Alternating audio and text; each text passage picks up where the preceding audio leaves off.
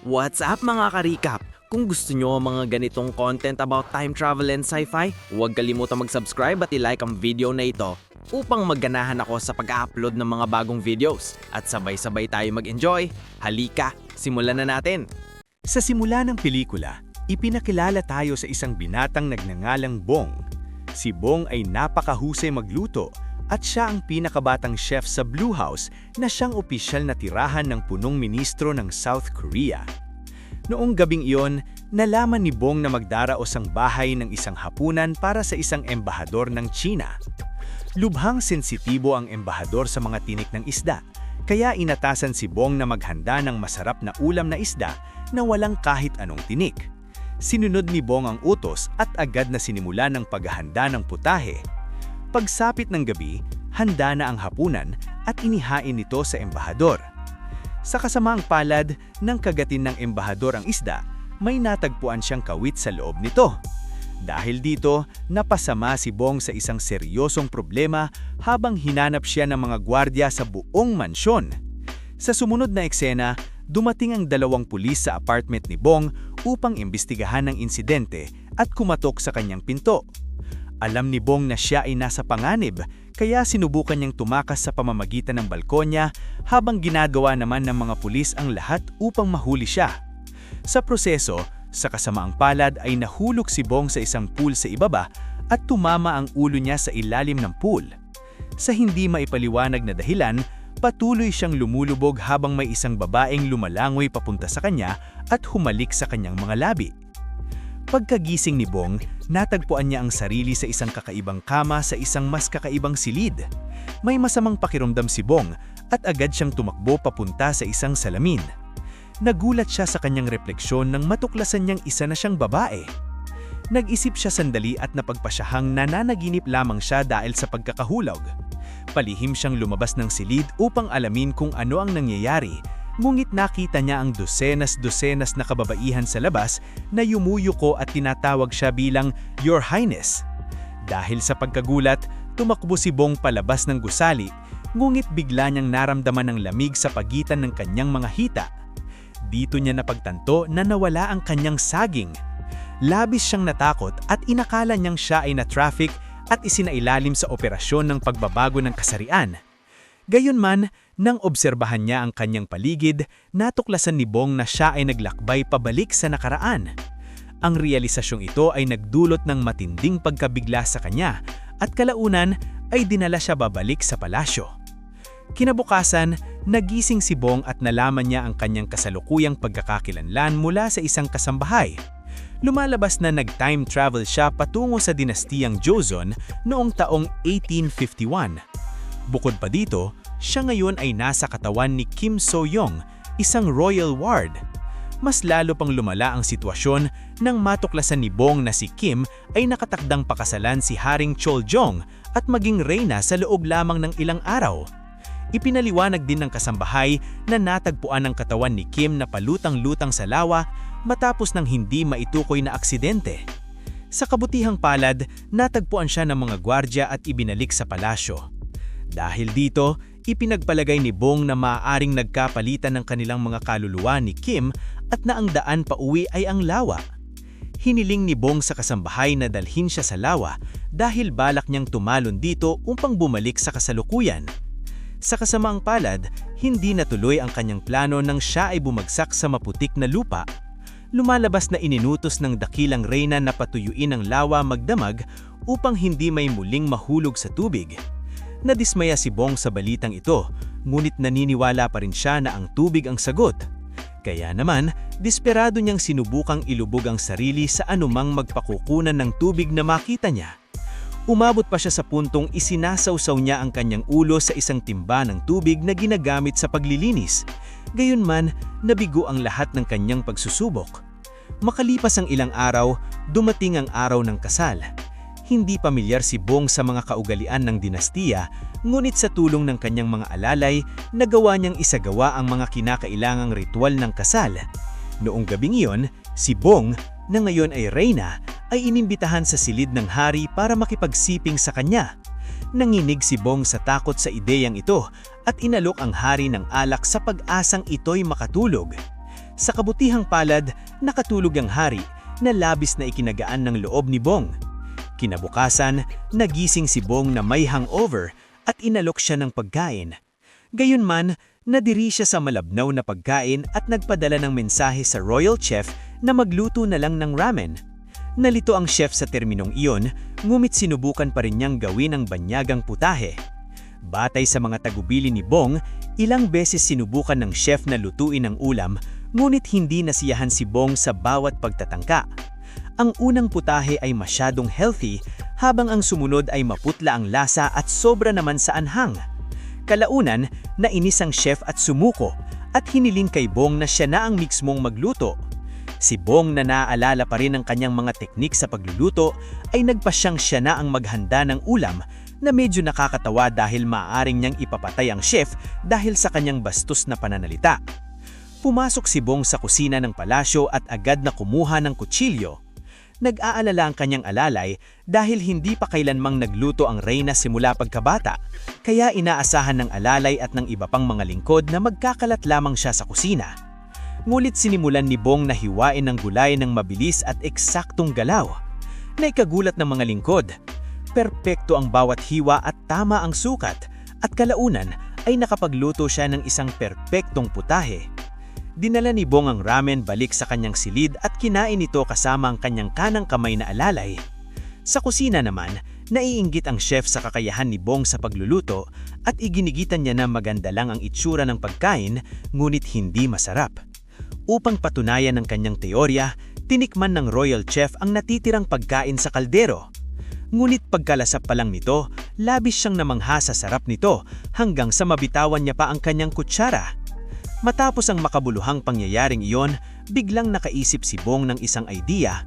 Napagtanto ng bagong reyna na madali niyang makukuha ang loob ng maharlik na pamilya sa pamamagitan ng kanyang kakayahan sa pagluluto. Dahil pinatuyo ng dakilang reyna ang lawa, kung mapapasaya niya ito sa pamamagitan ng pagkain, maaaring niyang ipag-utos na muling punuin ang lawa. Agad na bumalik si Bong sa kusina, ngunit iginigit ng selosong royal chef ang kanyang otoridad at tumangging payagan siyang siyasatin ang pagkaing ihahandog sa dakilang reyna. Dahil dito, nagalit si Bong at hinamon siya sa paligsahan sa bilis ng pagluluto. Una, umatras ang head chef, ngunit tinanggap niya ang hamon at mula sa pagtukso ni Bong. Tumunog ang kampana at nagsimula ang paligsahan. Kinuha ng head chef ang kanyang kutsilyo at marahas na hiniwa isang bunggas ng karotes, ngunit mas mabilis ang mga kamay ni Bong at madali niyang hiniwa ang pipino. Makalipas ang ilang minuto ng pagluluto, handa na ang putahe ni Bong at siya ang unang tumunog ng kampana, kaya siya ang nanalo sa paligsahan. Naiinis ang head chef at iginigit na mahalaga ang bilis, ngunit ang totoong sukatan ng isang chef ay pa rin ang lasa. Buo ang kumpiyansa ni Bong, kaya pumayag siya at hiniling sa Royal Cuisine Inspector na tikman ng parehong putahe upang malaman kung alin ang mas masarap. Namangha ang inspector sa luto ni Bong at idineklara itong mas mahusay, dahilan upang italaga si Bong na maharan ng iyo ang kusina ng palasyo. Ginamit ni Bong ang kanyang bagong status at siniyasat ang mga pagkain ng dakilang reyna.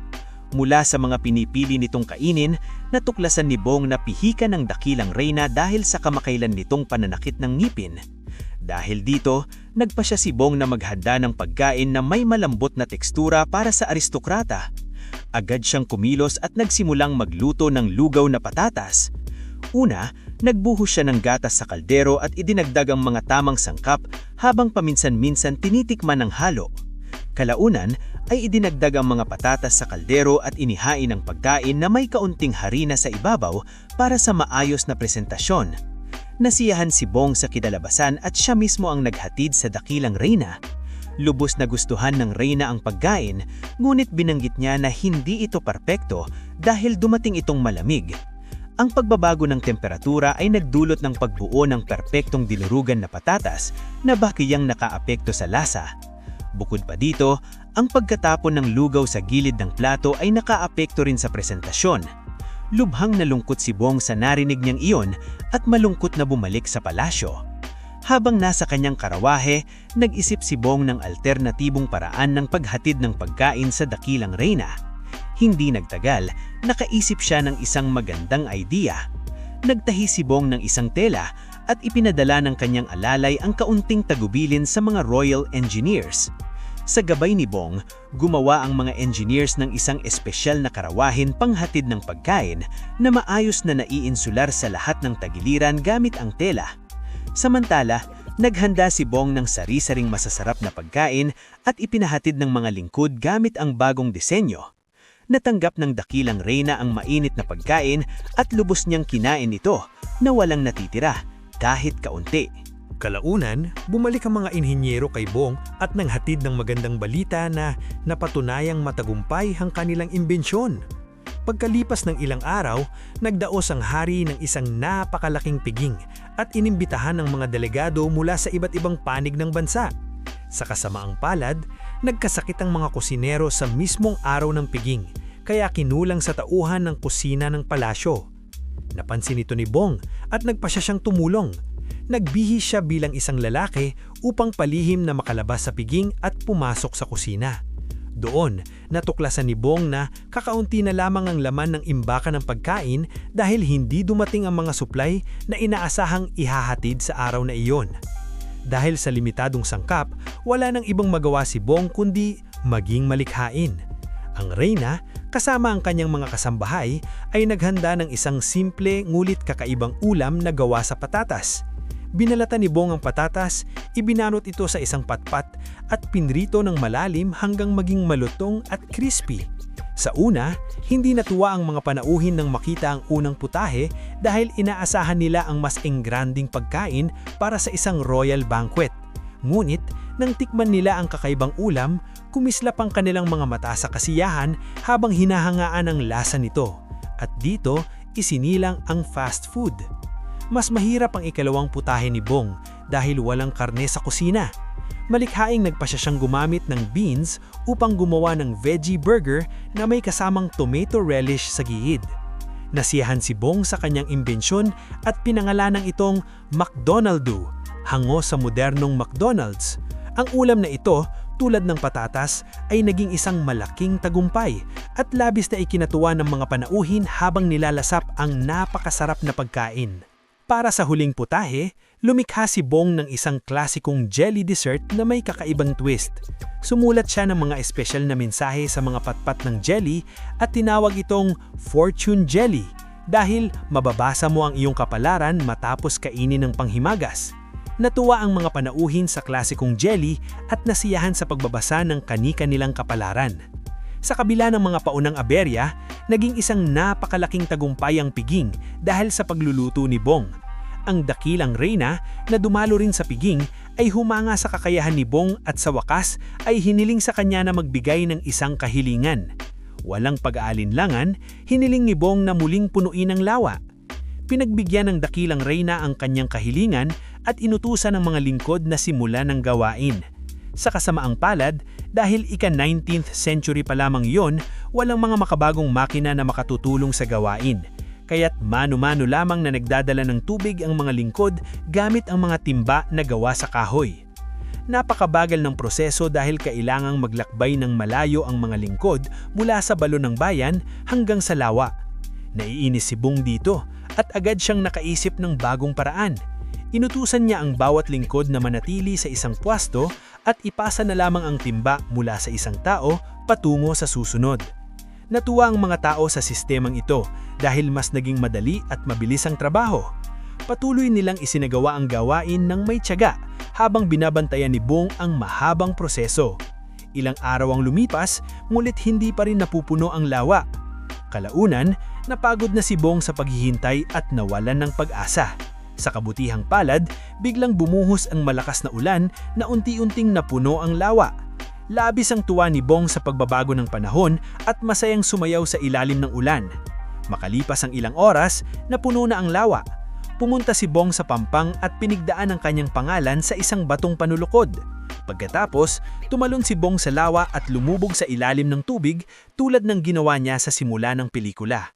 Pagkagising ni Bong, laking gulat niya nang matagpuan sarili niya sa isang ospital at makita ang isang opisyal na natutulog ilang metro lamang mula sa kanyang kama.